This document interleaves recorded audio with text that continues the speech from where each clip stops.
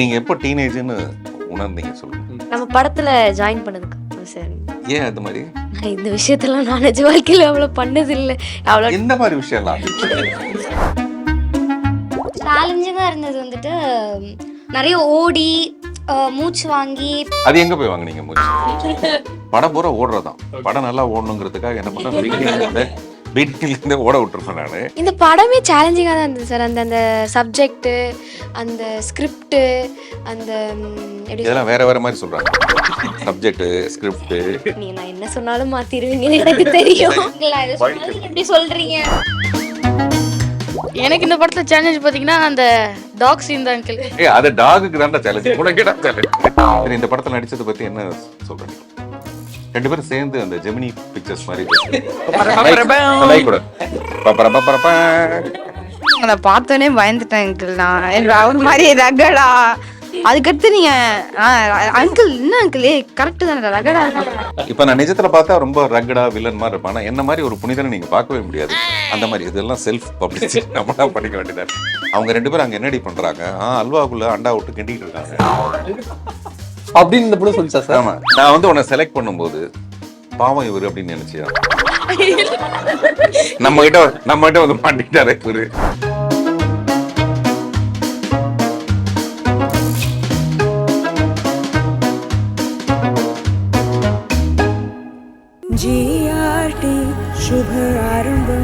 GRT Jewelers.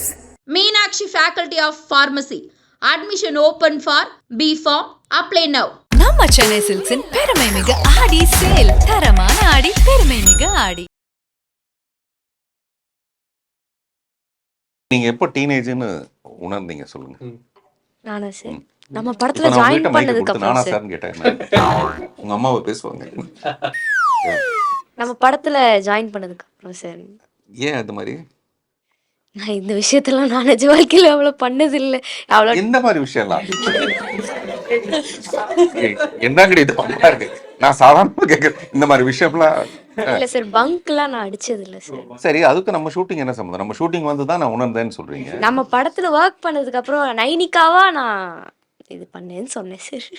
நீ நான் என்ன சொன்னாலும் மாத்திருவீங்கன்னு எனக்கு தெரியும். சரி ஆதித்ய, நீங்க நீ ஒரு டீனேஜர் எப்போ உணர்ந்த? நான் இன்னும் உணரல அங்கிள். நான் வந்து எப்போ உணர்ந்தேன்னா, நீங்கள் நான் அப்பப்போ திட்டும் போது நான் அதை எப்போ வந்து சமாளித்து நான் வந்து நெக்ஸ்ட்டு ஷார்ட்டுக்கு ரெடி ஆகணும் அப்போ நான் உணர்ந்தேன் அங்கிள். நான் வந்து கொஞ்சம் மெச்சூராக இருக்கேன். நான் வந்து சமாளிக்க தெரிஞ்சிருக்கேன். எனக்கு ஒரு இது லைக் டிசிஷன் வந்து கரெக்டாக மேக் பண்ணுறேன். அப்போ வந்து உணர்ந்தேன் அங்கிள் நான் டீனேஜராக. ஷூட்டிங் ஸ்பாட்டில் வந்து எனக்கு ஃபஸ்ட்டு ஒரு மாதம் இவங்களுக்கு எல்லாருக்கும் ஒரு நல்ல ரிஹர்சல் கொடுத்தாச்சு. படத்தில் யார் யார் என்னென்ன பண்ண போகிறாங்கன்னு. செட்டில் போய் எனக்கு இவங்ககிட்ட நான் ஒன் மோர் போராடினதே கிடையாது. ஃபர்ஸ்ட் ஆஃப் ஆல் ஒரு வைடு ஆங்கிளில் வெட்ட வெளியில் பொட்டல் காடு, அது மத்தியானம் 12 மணியாக இருக்கும். இவங்களை நான் நல்லா வாட்டி வதச்சிருக்கேன். படம் பூரா ஓடுறதான். படம் நல்லா ஓடணுங்கிறதுக்காக என்ன பண்ண வீட்டிலேருந்து ஓட விட்டுருப்பேன் நான். ஒரு 3 கேமரா இருக்கும். அதெல்லாம் இவங்க ஓடிட்டு இருப்பாங்க. எப்போ கட் சொல்லணும்னு தெரியாது. அந்த ஓடி முடிச்ச உடனே அங்கே ஒரு டைலாக் சொல்லணும்னு சொல்லியிருப்பேன். அதுக்கு ஒரு ப்ராக்டிஸ் வேணும்ல, அது இவங்களுக்கு யாருக்குமே தேவைப்படாது. அந்த மாதிரி ஸ்பாட்டில் சொன்னாவே பண்ணிடுவாங்க. அந்த தைரியத்தோடு எடுப்பேன். உதாரணத்துக்கு 6 மணிக்கு லைட்டு போகுது, இப்போ ஒரு டைலாக் சொல்லி எடுக்கணும்னா தைரியமாக எடுத்துடலாம். இனிமேல் அவங்களுக்கு வந்து வேற ஒன்றும் பெரிய சேலஞ்சே இருக்காதுன்னு நினைக்கிறேன் வேற எந்த படத்துலையும். இந்த படத்தில் உங்களுக்கு என்ன அவ்வளோ பெரிய சேலஞ்சிங்காக இருந்த விஷயம் என்ன சொல்லுங்க. முதல்ல மைக்கை பக்கத்தில் வச்சுக்கலாம். சேலஞ்சிங்காக இருந்தது வந்துட்டு நிறைய ஓடி மூச்சு வாங்கி நடிச்சதெல்லாம் ரொம்ப சேலஞ்ச். ஓடினா மூச்சு வாங்க போதா? நீங்க தனியா ஓடி, ஆமா தனியா ஓடி அப்புறம் மூச்சு வாங்கி எதுக்கு மூச்சு இல்ல வாங்க? அங்கிள், அது எங்க போய் வாங்குனீங்க மூச்சு? அங்கிள் நான் இதை சொன்னது எப்படி சொல்றீங்க? இல்லம்மா, நீ தானே சொன்ன ஓடி மூச்சு வாங்கி. நிறைய ஓடி, நீங்க சொன்ன மாதிரி தான் அங்கிள், ஓடி மூச்சு வாங்கி. சரி சாரா, நீ சொல்லுமா, என்ன உனக்கு சேலஞ்சிங்கா இருந்தது? இந்த படமே சேலஞ்சிங்காக தான் இருந்தது சார். அந்த அந்த சப்ஜெக்ட்டு, அந்த ஸ்கிரிப்டு, அந்த எப்படி இதெல்லாம் வேற வேற மாதிரி சொல்றாங்க. சப்ஜெக்ட், ஸ்கிரிப்ட் எல்லாம் வேற வேறையா சொல்றாங்க. ஓடி மூச்சு வாங்கி சப்ஜெக்ட் அது எல்லாமே சேலஞ்சிங்காக தான் இருந்தது. பட் நாங்கள் வந்து ரொம்பவே என்ஜாய் பண்ணோம். ஓகே, சேலஞ்சிங்காக இருந்தது. என்ஜாய் சேலஞ்ச் எப்படி நீங்க என்ஜாய் பண்ணுவீங்க? உங்களோட இருந்ததால என்ஜாய் பண்ணுவோம். இல்லை சார், சேலஞ்சிங்காக இருந்தால் தான் இன்ட்ரெஸ்டிங்காக இருக்கும். ஆனால் எனக்கு என்ன சொல்றேன்னு தெரியல சார். அவ்வளோதான். நான் வந்து உன்னை செலக்ட் பண்ணும்போது பாவம் இவரு அப்படின்னு நினைச்சியா? நம்ம கிட்ட வந்து மாட்டிக்கிட்டாரு இவரு நினைச்சேன். இல்ல இல்ல அங்கிள், எனக்கு இந்த படத்துல சேலஞ்ச் பாத்தீங்கன்னா அந்த டாக் சீன் தான் அங்கிள். ஏய் அது டாகுக்கு தான்டா சேலஞ்ச், உனக்கு தான் சேலஞ்ச். கிட்ட வரணும், உன்னை கடிக்காம இருக்கணுங்கிறது டாகுக்கு தானே சேலஞ்ச். அது எனக்கே பயமா இருக்கும். பின்னாடி ஒரு 3 டாக் ஓடி வருது, இந்த இத்தனை 13 டாக் முன்னாடி ஓடுது. எந்த டாக் சத்தியம். கொஞ்ச நேரத்துக்கு முன்னாடி பூக்கல நீங்க அங்கிள்.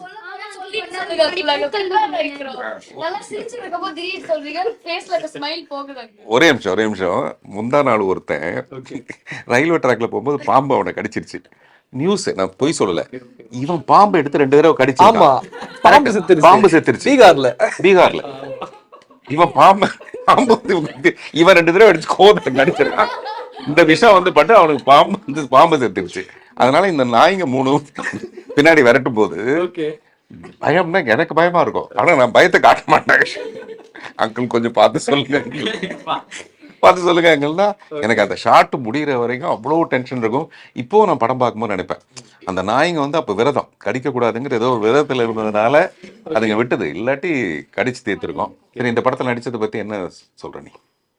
2 பேரும் சேர்ந்து அந்த ஜெமினி பிக்சர்ஸ் மாதிரி பேசுறேன். தள்ளிக்கடா நீ டேய், நீ எத்தனை பேர் மறைக்கிறது?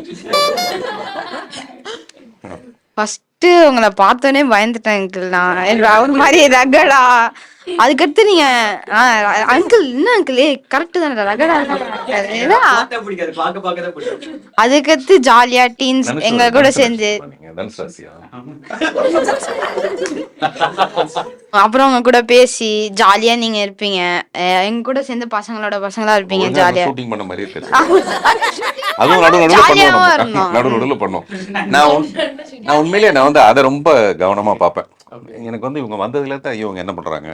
நான் வந்த உடனே பயங்கர சத்தம் போட்டுட்டு இருந்தேன். மத்தியானம் வந்து இவங்களுக்கு சாப்பாடு அரேஞ்ச் பண்ணிட்டீங்களா இல்லையா ஆச்சா பச்சா உங்களுக்கு தெரியாது, கெட்ட வார்த்தையில திட்டிட்டு இருந்தேன் நான் உள்ள. எனக்கு வந்து நான் என்ன வேலை செஞ்சாலும் முதல்ல வந்து இவங்க ரொம்ப கம்ஃபர்டபுளா இருக்காங்களா அப்படிங்கிறது. கம்ஃபர்டபுளா இருந்தீங்களா அவர்கிட்ட கொடுங்க. கம்ஃபர்டபுளா தான்.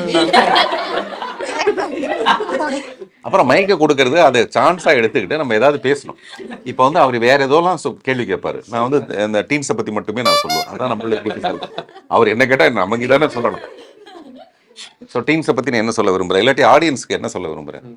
ஸோ டீன்ஸ் வந்து எல்லாருக்குமே ரிலேட்டபிளான ஃபிலிமாக இருக்கும். ஏன்னா இப்போ நீங்களும் டீனேஜ் வயசை கடந்து தான் வந்திருப்பீங்க. நாங்கள் இப்போ டீனேஜில் இருக்கோம். இப்போ நீங்கள் டீனேஜ் வயசை தாண்டி வந்தனால திருப்பி நீங்கள் இப்போ தியேட்டர்ஸ் போய் பார்க்கும்போது டீனேஜராக தான் வெளியே வரீங்க. அந்த அளவுக்கு டீன்ஸ் உங்களுக்கு இம்பேக்ட் கொடுக்கும். Very good. சரி, சாரா ஏதாவது சொல்லணுமா? ஆமாம், எனக்கு ஒரு கேள்வி இருக்கு. ஸோ இந்த டீன்ஸ் படத்தில் வந்து 13 பேருக்குமே வந்து ஒரு ஒரு ஒரு கேரக்டர் இருக்கு, ஒரு பர்சனாலிட்டி இருக்கு, யூனிக்கான பர்சனாலிட்டி. அந்த 13 கேரக்டர்ஸை வந்து நீங்கள் எப்படி சார் கேரக்டர் ஸ்கெட்ச் பண்ணீங்க? எவ்வளோ நாள் ஆச்சு உங்களுக்கு? இல்லை, அது நம்ம என்ன பண்ணோம்னா, எனக்கு ரொம்ப வருத்தமான விஷயமே இந்த 13 பேருக்கு வாய்ப்பு கிடைச்சதில்லை. 87 பேருக்கு வாய்ப்பு கிடைக்காம போனது. ஓகே, அவ்வளோ பேர் கிட்டத்தட்ட ஒரு 100 பேர் வந்திருப்பாங்க. ஒரு கேரக்டரும் நம்ம நிறைய பேரை பார்த்துருப்போம். கடைசி நிமிஷத்தில் ஒருத்தர் மிஸ் ஆயிருப்பாங்க. இவங்கெல்லாம் கடைசியாக பஸ் பிடிச்சி ஓடி வரணும், இல்லாட்டி இவங்க படத்துலேருந்து இருந்திருக்க மாட்டாங்க. அந்த மாதிரி அப்புறம் நம்ம ரொம்ப கூர்ந்து கவனிப்போம்ல ஒருத்தரையும் பார்க்கும்போது. இப்போ உன்னுடைய டேலண்ட் என்ன, உன்னுடைய ஹை பிச் வாய்ஸு, இது வந்து பயங்கர அசாத்திய. ஆக்சுவலாக இங்கே தமிழ் சினிமாவில் நல்ல காமெடி பண்ணுறதுக்கே ஆள் கிடையாது. ஆக்சுவலாக ஆச்சி மனோரமாக்கு அப்புறம் கோவை சரளாக்கு அப்புறமேல அந்த இடம் வந்து ஒரு பயங்கர கேப்பு. நான் சொல்கிறது வந்து ஹீரோயின் ஆகிறது எல்லாமே ஹீரோயினுடைய இப்போ ஊர்வசிலாம் பார்த்தீங்கன்னா நிறைய காமெடி பண்ணுவாங்க. அந்த மாதிரி காமெடியும் கலந்த ஒரு ரோல் பண்ணுறதுக்கான உன்னுடைய வாய்ஸும் டோனும் உன்னுடைய திமிரு அதெல்லாம் இன்றைக்கே பல இடத்துல சிரிச்சாங்க. அவங்க 2 பேரும் அங்கே என்னடி பண்ணுறாங்க, அல்வாக்குள்ளே அண்டா விட்டு கிண்டிகிட்டு இருக்காங்க அப்படின்னு இந்த படம் சொல்லிச்சா சார்? ஆமாம், அது வந்து அது எத்தனை இது வந்து டப்பிங்கில் போட்ட வாய்ஸ். ஆக்சுவலாக நான் வந்து ஒரு கிட்டத்தட்ட ஒரு கால்வாசி படத்தை டப்பிங்கில் தான் கடத்துவேன். நம்ம ஷூட் பண்ணும்போது நம்ம கவனம்லாம் அது விஷுவல்ஸில் அது மாதிரி இருக்கும்ல. எனக்கு வந்து நிறைய விஷயம் டப்பிங் தான். உதாரணத்துக்கு நானும் ரவுடி தான்ல வந்து அந்த காரில் வந்து பார்ப்பேன், அங்கே கீழே ஒரு 2 பேர் உழுந்து கிடப்பாங்க. எங்க அவங்க 2 பேர்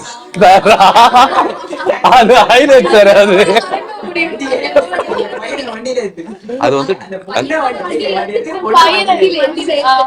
வந்து டப்பிங்ல தான் பண்ணது. அது டப்பிங்ல ஆக்சுவலா சீன்ல வந்து ஒரு 2 பேர் அங்க உழுந்து கிடப்பாங்க. நான் வந்து இங்கடா அந்த 2 பேரை காணும், அவ்வளவுதான். நான் டப்பிங்ல மாத்தி சொல்றேன். அந்த பொண்ணை தூக்கி வண்டியில ஏற்ற அவன் நாள் மேல தூக்கி வண்டியில சொல்றேன். ஆமாம், இதை வந்து நான் டப்பிங்கில் பண்ணது தான். ஓகே ஓகே படத்தில் இல்லாத விஷயத்த டப்பிங்கில் அப்படி பண்ணதுனால எனக்கு என்னன்னா இவங்களுக்கு எல்லாத்தையும் அந்த மாதிரி ஏதாவது சொல்லி கொடுப்பேன். இதுக்கு நடுவுலயே வந்து Okay. அந்த மாதிரி ஏதாவது போடுறதுக்காக. அப்படி நான் வந்து இப்போ இந்த படம் எப்படி கவனிக்கிறேன், இப்போ சாராவுடைய முகம் பார்த்த உடனே எனக்கு வந்து அதில் அப்படியே ஒரு சாந்தமான ஒரு அமைதியான ஒரு பொண்ணு, அப்புறம் பிரேயர்ஸு நிஜத்தில் கிடையவே கிடையாது. இப்போ நான் நிஜத்தில் பார்த்தா ரொம்ப ரகடா வில்லன் மாதிரி இருப்பேன். ஆனால் என்ன மாதிரி ஒரு புனிதனை நீங்கள் பார்க்கவே முடியாது. அந்த மாதிரி இதெல்லாம் செல்ஃப் பப்ளிசிட்டி நம்ம தான் பண்ணிக்க வேண்டியதாக இருக்கு. அந்த மாதிரி சாரானா இப்படி தான். இப்போ இந்த பொண்ணோட இவங்க முகத்தை பார்த்த உடனே இல்லை, அப்படியே ஒரு லட்சமாக ஒரு விளக்கி வச்ச வெள்ளி விளக்கு மாதிரி டேய் நிஜமாவே ரொம்ப அழகான ஒரு பொண்ணுடா அது. இவன் வந்து எவனையுமே ஒத்துக்கிறது கிடையாது. அவன் வந்து என்ன மாதிரி அப்படியே எவனையும் நடிகர் ஒத்துக்கிறது கிடையாது, எவனும் நடிகைன்னு ஒத்துக்கிறது கிடையாது. அப்புறம் இவருடைய சட்டல் ரியாக்ஷன் வந்து எனக்கு ரொம்ப பிடிக்கும். டயலாக்குக்கு ரியாக்ட் பண்ணுறது ஈஸி, டயலாக் இல்லாதப்போ ரியாக்ட் பண்ணுறது பார்த்தீங்களா, அது வந்து ரொம்ப. அப்புறம் நம்ம எல்லாத்தையும் கற்றுக் கொடுத்துட முடியாது. இவங்ககிட்ட என்ன ஸ்பெஷலாக இருக்குன்றத நான் கவனிக்கணும் முதல்ல. அப்படி தான், அதுதான் ஒரு டைரக்டரோட சரியான விஷயம். உதாரணத்துக்கு பாலச்சந்தர் வந்து ரேவதியை வச்சு படம் பண்ணுறதுக்கு முன்னாடி ரேவதியோட எல்லா படமும் பார்த்துட்டு அது வரைக்கும் பண்ணாத ரியாக்ஷன் நம்ம எடுக்கணும். அதே மாதிரி மணி சார் வந்து மோகனை வச்சு படம் எடுக்கும்போது மோகன் வந்து இப்படி சிரிப்பார், இப்படி ஒரு ஓரமாக சிரிப்பார். அவர் மௌன ராகத்தில் அவர் கூப்பிட்டு சொன்னது, நீ நடிக்கிறியோ அந்த சிரிப்பு மட்டும் கட் பண்ணிடணும், அந்த சிரிப்பு மட்டும் வேண்டான்னு சொல்லிட்டு. அந்த மாதிரி ஒரு டைரக்டரோட வேலை என்னவா இருக்கும்னா, ஒரு எஸ்டாப்ளிஷ் ஆர்டிஸ்டாக இருந்தால் நம்ம கற்றுக்க முடியும். பட் இவங்க எல்லாருமே புதுசாக இருக்கும்போது அவங்கள எப்படி நம்ம சமாளிக்கிறதுன்னு தெரியல. இன்னைக்கு கூட படம் நடந்துட்டு இருக்கும்போது பயங்கரமாக சிரிச்சாங்க.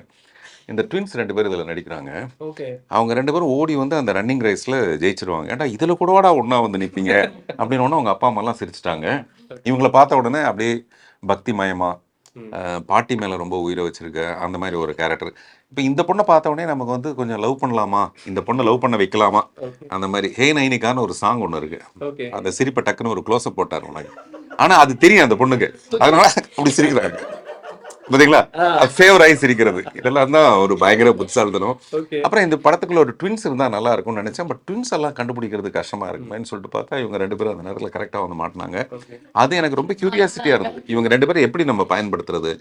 ஒரு குறிப்பிட்ட இடத்துல ஓட்டப்பந்தயத்தப்போ மட்டும் இவங்க 2 பேரும் ஒரே இடத்துல வந்து நிற்பாங்க ஒரு பாயிண்ட்ல. ஸோ அந்த மாதிரி நான் உங்களை கவனிச்சே தான் அப்படியே ஸ்கெட்ச் பண்ண ஆரம்பித்தேன். இந்த கேரக்டர் இப்படி தான் நல்லாயிருக்கும். அப்புறம் பண்ணி பார்க்கும்போது, ஆனால் படம் நடக்கும்போது இவங்களுக்கு எல்லாருக்கும் பயங்கர வருத்தம். இவங்களுக்கு தான் நிறைய இம்பார்ட்டன்ஸ் இருக்குதுன்னு சில பேருக்கு இருக்கும். அப்புறம் இவங்களுக்கு தான் சாங்கெல்லாம் இருக்குதுன்னு இருக்கும். அப்புறம் நம்ம பையனுக்கு மட்டும் அது கம்மியாக இருக்குன்னு இருக்கும். இப்படி எல்லாருக்கும் வருத்தம் இருக்கும். ஆனால் இன்றைக்கி எல்லா அப்பா அம்மாவும் படம் பார்த்துட்டு 13 பேருக்கும் ஈக்குவலாக இருக்குது ஒரு. ஸோ இதில் வந்து 14வது பாராட்டு எனக்கு தான். ஒரு படத்தை ஹோல்ட் பண்ணுறதுக்கு ஒரு ஆர்டிஸ்ட்டுக்கு ரொம்ப பெரிய அந்த ஹோல்டிங் கெப்பாசிட்டின்னுவாங்க, அது வந்து நிறைய ஆர்டிஸ்ட்டுக்கு இருக்காது. இப்போ நான் ஒத்த செருப்பு பண்ணும்போது நிறைய என்கிட்ட சொன்னது, எப்படி ஒரு ஆக்டர் 2 மணி நேரம் எப்படி உட்காந்துருப்பாங்க தேட்டரில், ஏஞ்சி போயிடுவாங்க. சிவாஜி சார் வந்து ஏஎஸ் பிரகாஷ்னு ஒரு டைரக்டர் போய் அவர்கிட்ட ஒரு கதை சொல்லியிருக்காரு, சோலோ ஆக்ட் பண்ணணும். எப்பவுமே சிவாஜி சாருக்கு வந்து தனியாக ரொம்ப நேரம் நடிக்கணும்னு ஆசை இருக்கும். எல்லாத்தையும் ஓரங்க நாடகம் ஒன்று பண்ணுவார். அது சாதாரண ராஜபாட்டு தான் ரங்கதுரைன்னு ஒரு படத்தில் ஒரு 7 நிமிஷத்துக்கு ஒரு ராஜபாட்டு தனியாக பண்ணுவார். அதனால் இவர் போய் முழு படமும் நீங்கள் அப்படின்னு ஒன்று சிவாஜி சார் சொல்லியிருக்காரு. 3 மணி நேரம் எவனும் என் மூஞ்சி பார்க்க, அண்ணன் மூஞ்சி பார்க்க மாட்டாங்கடா. சிவாஜி சாரே அப்படி பயந்துருக்காரு. கமல் சார் பண்ணாமல் விட்டு வச்சிருக்காரு. அந்த படத்தை ஒத்த செருப்பை நான் பண்ணேன்னா அதுக்கான ஹோல்டிங் கெப்பாசிட்டிங்கிறது அந்த ஸ்கிரிப்ட். ஸ்கிரிப்டில் இருக்கிற புத்திசாலித்தனம், அது மூஞ்சி கிடையாது, மூளை. அது அந்த மாதிரி இதில் இருக்கிற இத்தனை 13 மூளையை வச்சுக்கிட்டு. ஆனால் எனக்கு பெரிய பாராட்டு, எனக்கு ஒரு பெரிய அவார்டு கிடைக்கும்னா முதல்ல இவங்களை செலக்ட் பண்ணதுக்காக, அப்புறம் இவங்களை சமாளிச்சதுக்காக. சொல்லுமா, அது மைக்ல சொல்லு. இல்ல இப்போ இவ்வளோ நல்லா பேசிட்டு திடீர்னு இப்படி போட்டீங்கன்னா அது என்ன, ஒரு உண்மையை சொன்னா உனக்கு கோவம் வந்துருது, என்ன பண்ணுறது. அவ்வளோதான் அங்கிள், என்ன அங்கிள். ஓகே சரி, உண்மையிலே இவங்களை சமாளிக்கிறது ரொம்ப கஷ்டம். ஏன்னா தத்திகளை சமாளிச்சிடலாம், புத்திசாலிகளை சமாளிக்க முடியாது.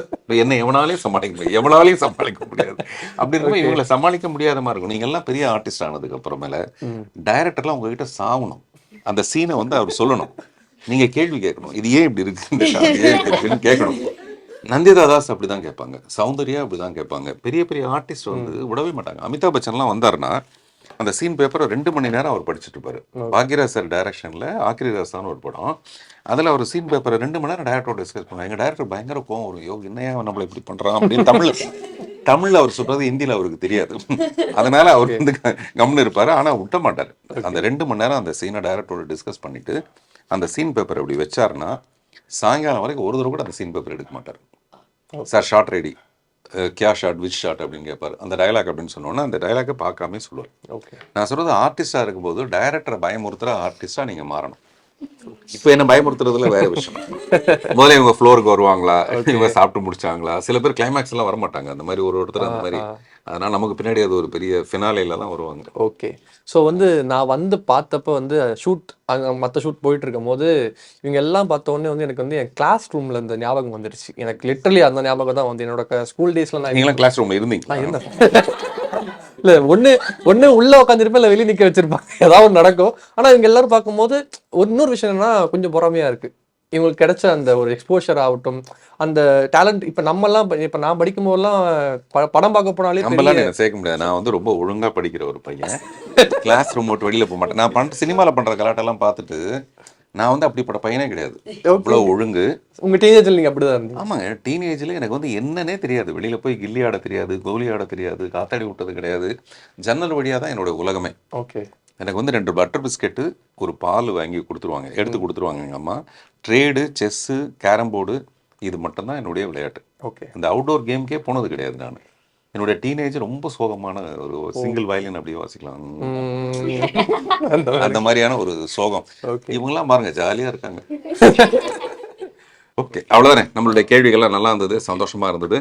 இவங்களோட எப்போவுமே நம்ம ரொம்ப நெருங்கிட்டோன்னு வச்சுங்களேன், பிரியும் போது ஒரு பயங்கர வருத்தம் இருக்கும். அந்த எல்லா வருத்தமும் இந்த படத்தோட மிகப்பெரிய வெற்றியில் நம்ம எல்லாத்தையும் சமாளிச்சிடலாம். முதல்ல இந்த படம் வெற்றி அடையணும். அதுக்கு மக்கள் என்ன பண்ணணும்னா, பாவம் சின்ன சின்ன பசங்கள்லாம் நடிச்சிருக்காங்க, பெரிய பெரிய ஸ்டார் படம்லாம் வரும்போது இந்த சின்ன சின்ன பசங்களோட படத்துக்கெல்லாம் நம்பி போனோம்னா, நான் சொல்கிறது ஒரு நல்ல காரியம் செய்கிற மாதிரி அப்படி செய்யுங்க. டெஃபினட்டாக உங்களை திருப்திப்படுத்த முடியுன்ற நம்பிக்கை எனக்கு இருக்குது.